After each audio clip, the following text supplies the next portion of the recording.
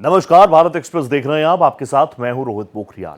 Bharatiya Janata party ने राज्य की सभी 90 विधानसभा सीटों पर होमवर्क पूरा कर लिया। प्रधानमंत्री मोदी और केंद्रीय गृह मंत्री अमित शाह की मौजूदगी में केंद्रीय चुनाव समिति की बैठक के पहले चरण में जहां 50 विधानसभा सीटों पर उम्मीदवारों के नाम फाइनल हो चुके हैं, तो वहीं दूसरे दौर के प्रमुख नेताओं की बैठक में 15 और उम्मीदवारों के नामों पर सहमति बना ली गई है।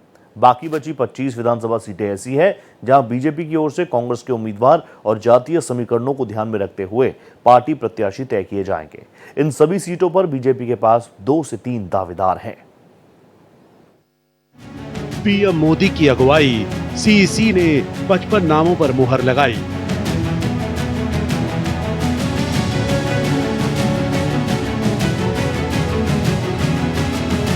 रैली बगावत नाराजगी लिस्ट होल्ड पर रखी गई।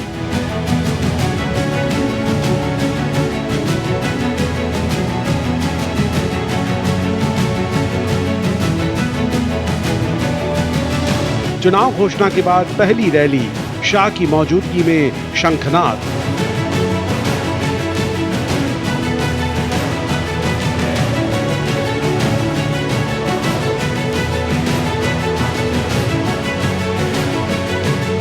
नामांकन का आगाज पीएम मोदी करेंगे दमदार प्रचार।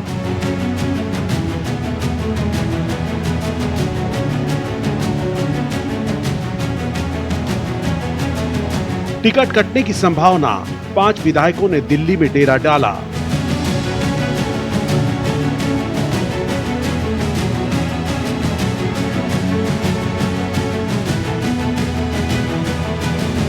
भीतरघात की बड़ी आशंका, बीजेपी ने लिस्ट होल्ड का दांव चला।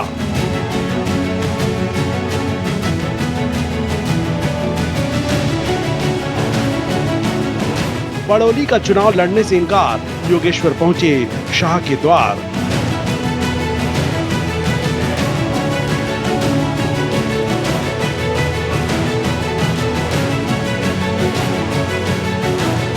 बीजेपी कांग्रेस को डर, 2019 की तरह बागी बिगाड़ेंगे समीकरण।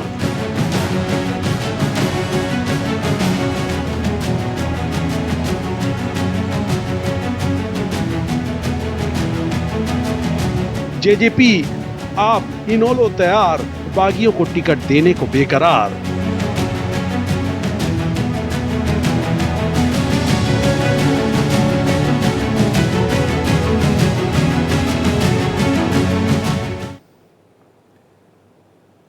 बीजेपी के रणनीतिकारों को आशंका है, अगर पार्टी प्रत्याशियों की सूची जल्दी जारी हो गई तो जिन्हें टिकट नहीं मिला वो दूसरे दलों के साथ मिलकर भीतरघात कर सकते हैं। ऐसे में प्री प्लान तरीके से बीजेपी की सूची जारी करने में देरी हो रही है। पार्टी की ओर से सभी 90 सीट्स पर 3 चरणों में उम्मीदवार घोषित किए जाएंगे। पहले चरण में करीब 2 दर्जन उम्मीदवार घोषित होने की संभावना है। बीजेपी ने हरियाणा की 90 विधानसभा सीटों में से 55 पर उम्मीदवार फाइनल कर लिए। इनके नाम पर प्रधानमंत्री नरेंद्र मोदी की अगुवाई वाली केंद्रीय चुनाव समिति भी मुहर लगा चुकी है। वहीं दूसरे दौर की प्रमुख नेताओं की बैठक में 15 और उम्मीदवारों के नाम पर सहमति बना ली गई है।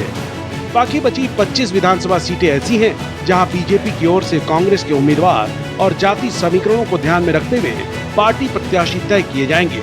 इन सभी सीटों पर बीजेपी के पास 2 से 3 दावेदार हैं। इसके बाद उम्मीद थी कि लिस्ट जारी हो जाएगी।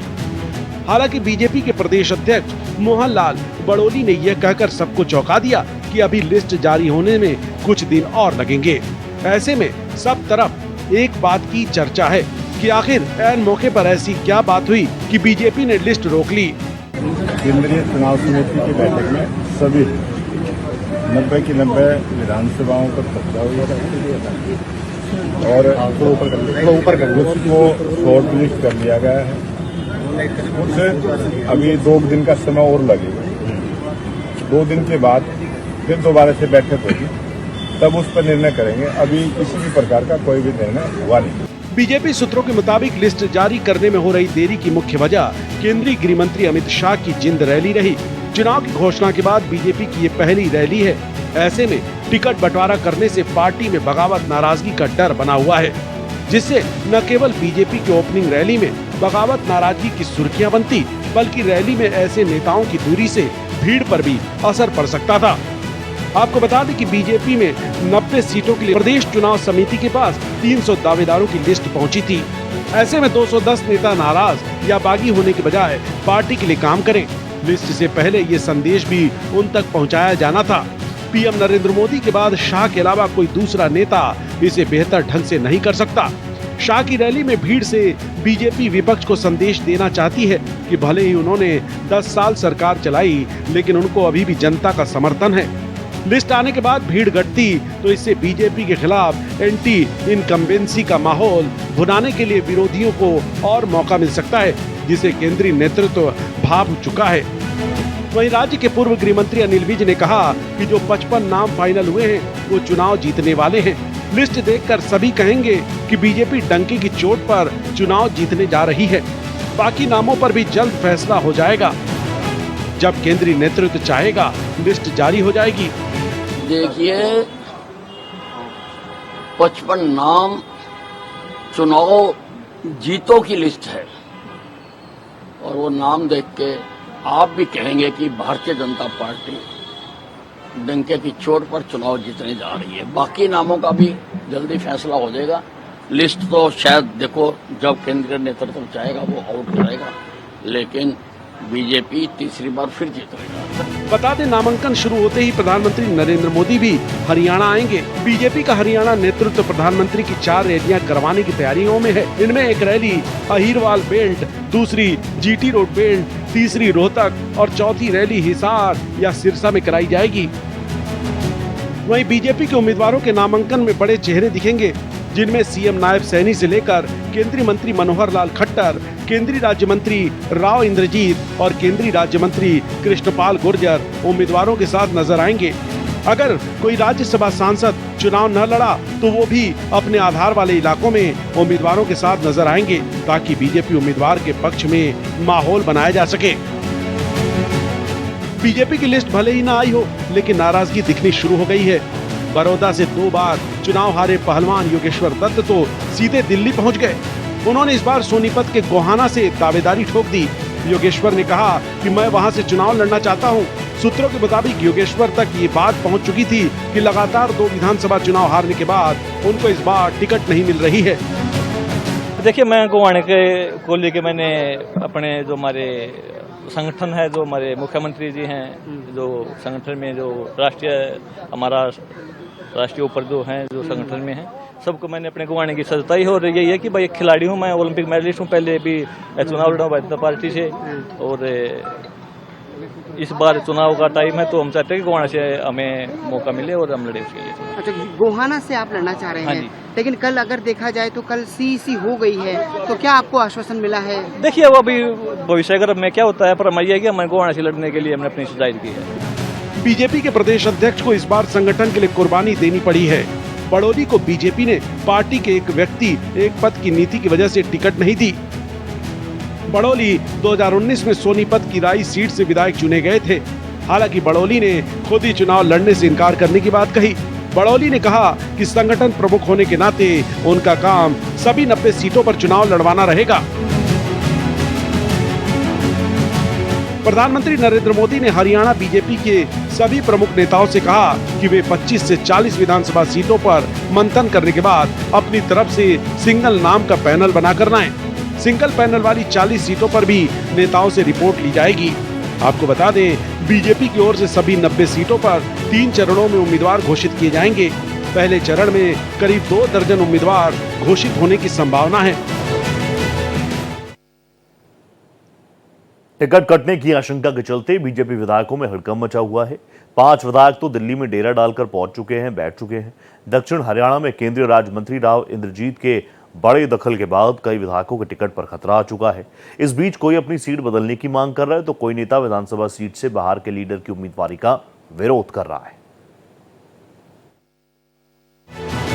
हरियाणा में बीजेपी के उम्मीदवारों की लिस्ट जारी होने से पहले पार्टी में बवाल शुरू हो गया है।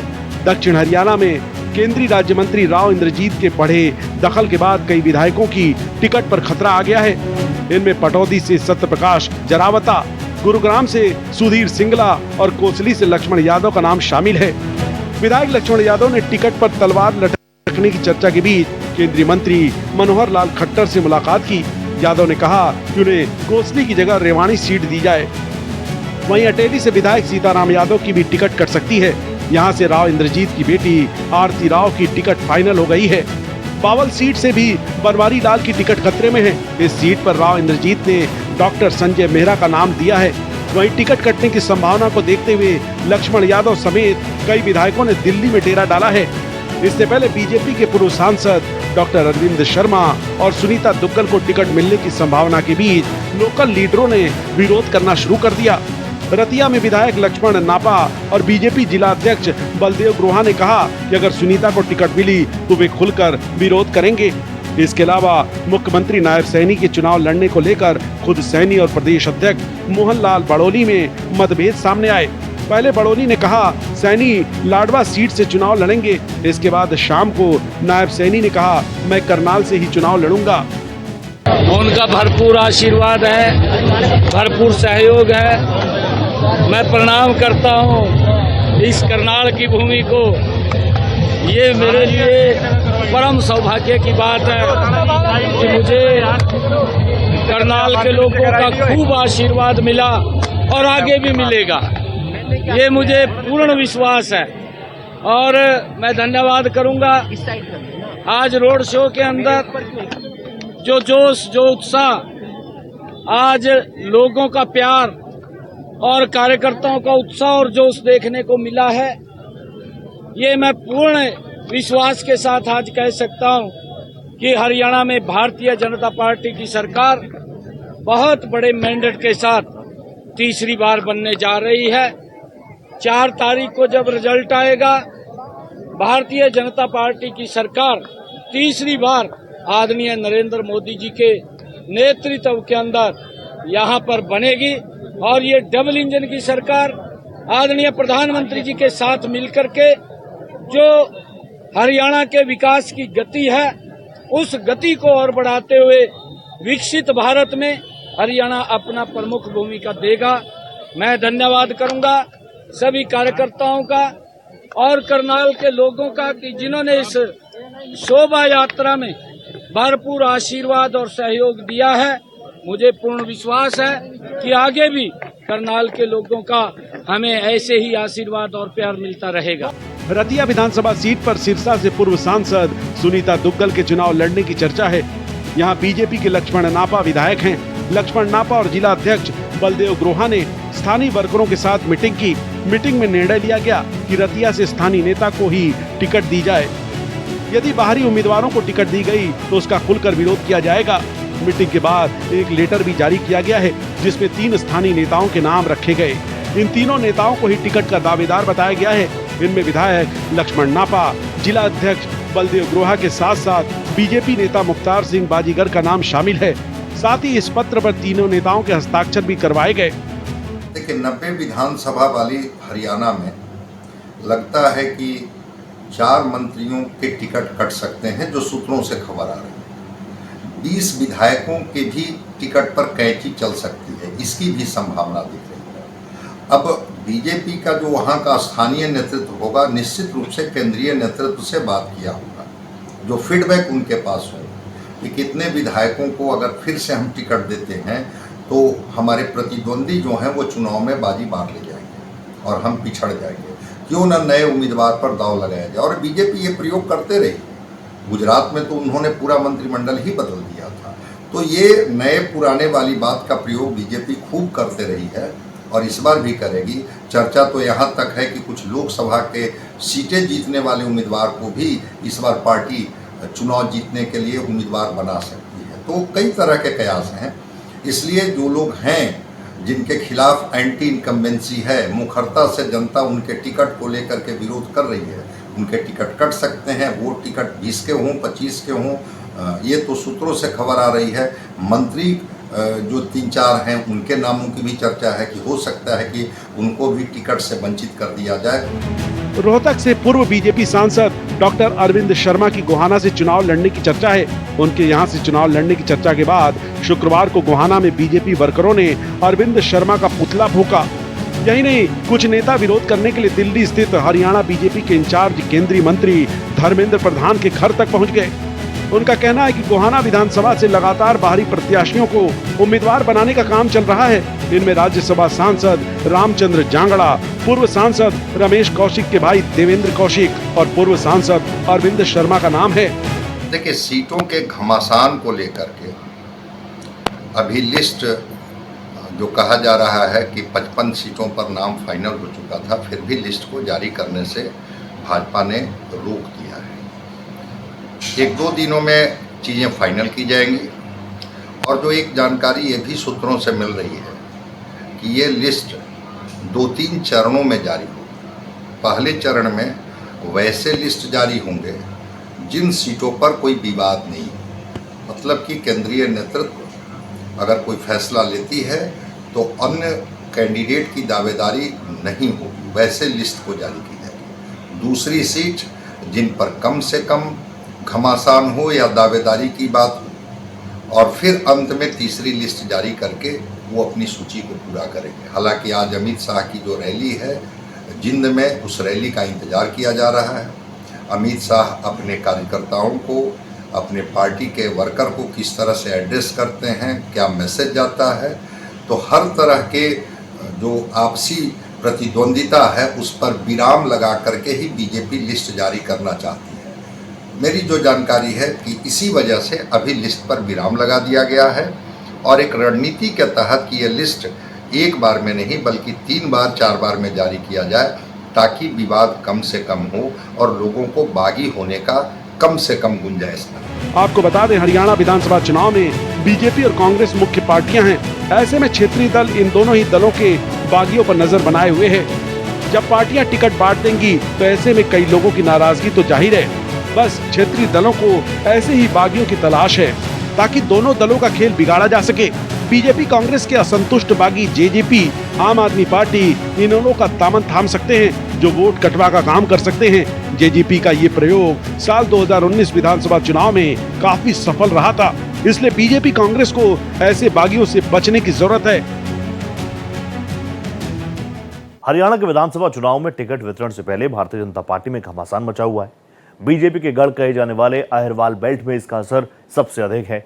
यहाँ के कदावर नेता और केंद्रीय मंत्री राव इंद्रजीत सिंह ने टिकट वितरण के मामले में खुद को पूरी तरह से एक्टिव रखा हुआ है। राव इंद्रजीत सिंह की अहिरवाल की 11 सीटों पर खुद की पकड़ है, जिसके बलबूते राव 7 सीटों पर खुद के समर्थकों का हक जता रहे हैं।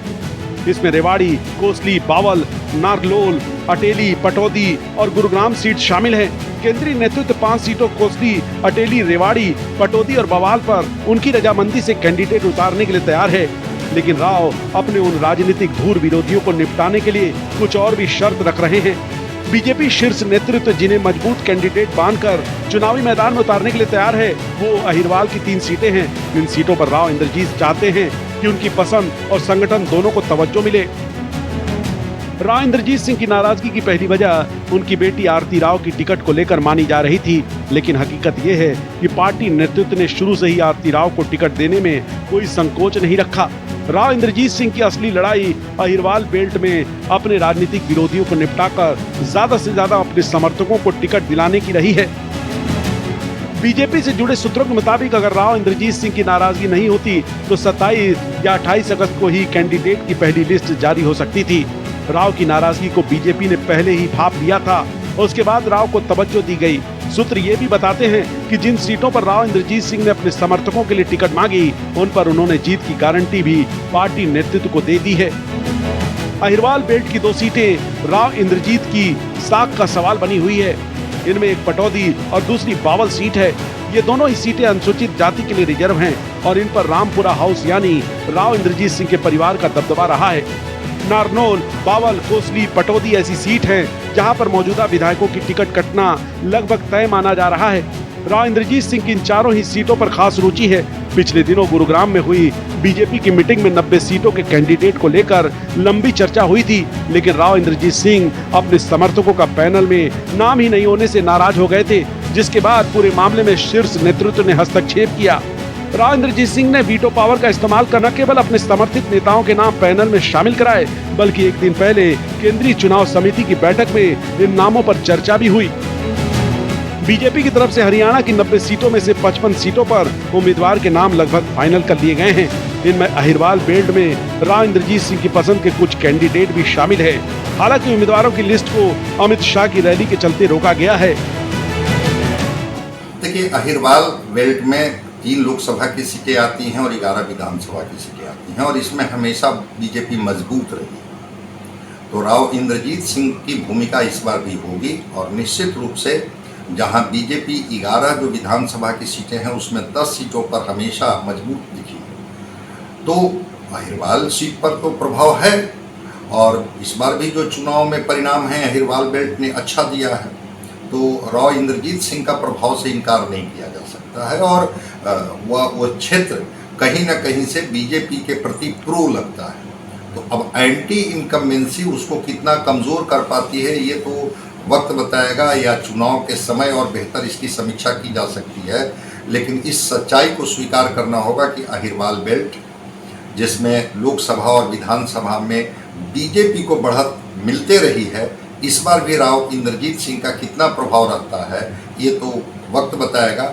लेकिन हाँ, ये हमेशा बीजेपी को बढ़त देते रही है, बीजेपी वहाँ से एज लेते रही है, इस सच्चाई से इनकार नहीं किया।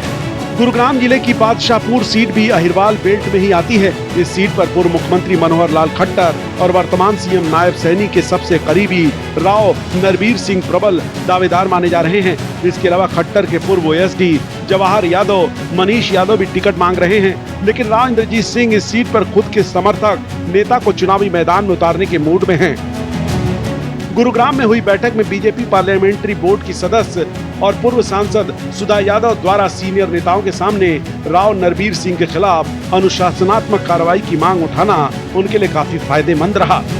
बीजेपी सूत्रों के मुताबिक केंद्रीय नेतृत्व सुधा यादव को बादशाहपुर सीट से चुनाव लड़ाना चाहता था, जिस पर राव इंद्रजीत सिंह ने भी किसी तरह का विरोध नहीं किया। इससे साफ ही है कि राव नरबीर का टिकट काटकर बीजेपी सुधा यादव को बादशाहपुर सीट से चुनाव लड़वा सकती है। 2019 के चुनाव में भी बीजेपी ने राव नरबीर सिंह की टिकट काट दी थी। नरबीर सिंह उस वक्त मनोहर लाल की कैबिनेट में तीसरे नंबर के पावरफुल मंत्री थे। नरबीर सिंह के समर्थकों ने टिकट कटवाने का आरोप राव इंद्रजीत सिंह पर लगाया था। राव इंद्रजीत सिंह 2014 में बीजेपी में शामिल हुए थे। विधानसभा चुनाव में बीजेपी की पूर्ण बहुमत से सरकार बनने के बाद मनोहर लाल से उनके रिश्तों में खटास बनी रही। 2019 के विधानसभा चुनाव में मनोहर लाल खट्टर जिन्हें चुनाव लड़ाना चाहते थे, उन पर वीटो पावर का इस्तेमाल करते हुए राव इंद्रजीत सिंह ने उनकी टिकट ही कटवा दी थी। इसमें बादशाहपुर से राव नरबीर सिंह, रेवाड़ी से रणधीर सिंह, कापड़ीवास, अटेली से संतोष यादव के अलावा कुछ अन्य नेता थे। हालांकि राव इंद्रजीत सिंह ने अपनी पसंद के मुताबिक रेवाड़ी और बादशाहपुर में प्रत्याशी उतारे, लेकिन इन दोनों ही सीटों पर बीजेपी को हार मिली। राव इंद्रजीत केंद्र में तीसरी बार केंद्रीय राज्य मंत्री बनाए जाने से नाराज चल रहे हैं। वह खुद भी कह चुके हैं कि मैं इतिहास में ऐसा नेता हूं जिसने केंद्र में राज्य मंत्री बनाने का रिकॉर्ड बना दिया है। राव इंद्रजीत को मोदी 3.0 सरकार में केंद्रीय राज्य मंत्री स्वतंत्र प्रभार बनाया गया है। इसके बाद से उनकी नाराजगी कई मौके पर सामने आ चुकी है। राव इंद्रजीत सिंह, यह नाम भारतीय जनता पार्टी के लिए एक बड़ा फैक्टर है, क्योंकि अगर पार्टी इनकी अनदेखी करती है तो पार्टी को अहिरवाल में नुकसान हो सकता है।